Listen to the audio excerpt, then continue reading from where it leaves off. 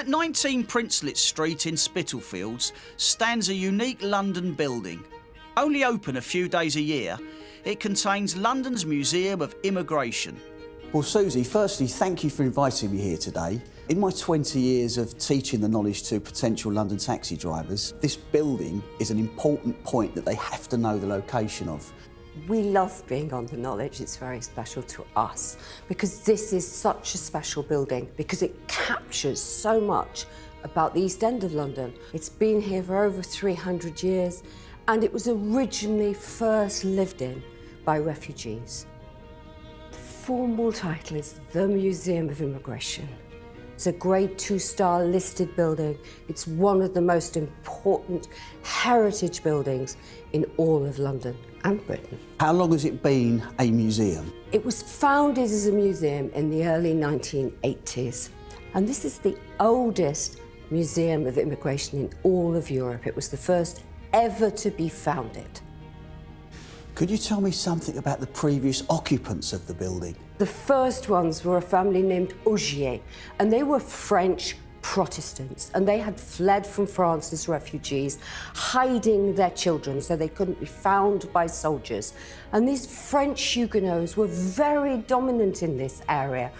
About 90% of the people living in these streets were French-speaking Huguenots. And this Augier family made beautiful silk fabric. That was very, very important in this area. But the Huguenots also found a great deal of discrimination. People in the city didn't always want to give jobs to newly arrived Huguenots, even though they were very skilled workers.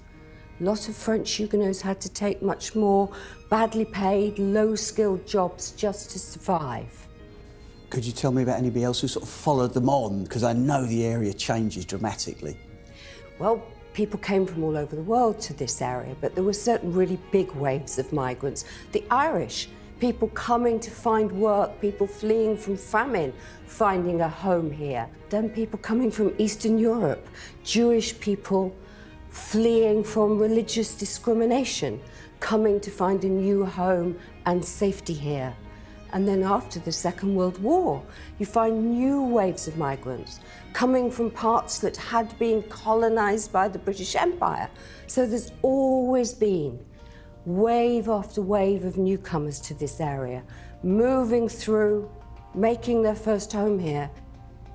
Can you tell me something about the current exhibition that's here? This exhibition is called Suitcases and Sanctuary, and it was made by local children working with us to explore 6 important waves of migration through this area, from the French Huguenots all the way up to the latest incomers from Somalia and people coming because of later wars. But this exhibition is based upon young people, 9 and 10-year-olds, working with experts to imagine what it's like to be somebody else. It's a museum of ideas, it's a museum of empathy. What is it like to be a person living in a different place, a person with a different colour of skin, a person with a different language, a person with a different religion? It helps us to think about seeing the world through somebody else's eyes. What can you tell me about this part of the building? So 1720, this was the garden of the Huguenot house. And it's 150 years later that a new group of migrants, this time Jewish people coming from Eastern Europe, who built this extraordinary Victorian synagogue. It's the second oldest synagogue in all of London and the very first purpose-built synagogue to be built in the East End. So men and women would have been sitting separately, as they do in many synagogues and mosques today. The men would have been down here, taking part in the service, and the children, of course, also sitting with women upstairs on these gorgeous balconies. This is not only a place of worship, important as that was, it was a place of education and a place of community where people came together away from these difficult, fraught, dangerous working lives. There's an exhibit here which probably has a personal connection for me. Well, you have an Irish background, don't you? And of course the Irish migration story goes back many, many hundreds of years. This picks up on a particular and really tragic part of the story, the Irish potato famine. So young people today, people from all sorts of backgrounds, imagine being Irish people making their way to the nearest possible place.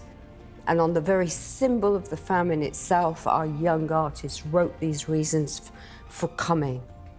And of course also reminding us that the Irish, when they arrived, many people were hugely discriminatory towards them. People expected them to do the most dangerous and the most badly paid jobs. Any outstanding features? I mean, the house is full of them. One I particularly like is what we call the cupboard of languages, where many of our visitors, our volunteers, have written in different languages. Listen to the walls, listen to the building, listen to the stories that a building like this tells. Because this building is so special that it's its own exhibit